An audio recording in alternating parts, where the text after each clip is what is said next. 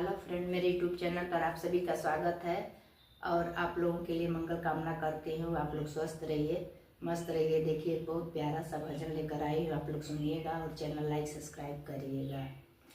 कांधा ले गईले मथनिया दैया कैसे के मथी, कांधा ले गईले मथनिया दैया कैसे के मथी, कैसे के मथी हो रामा, कैसे के मथी, कैसे के मथी हो रामा, कैसे के मथी, कांधा ले गईले मथनिया दैया कैसे के मथी, कांधा ले गईले मथनिया दैया कैसे के मथी।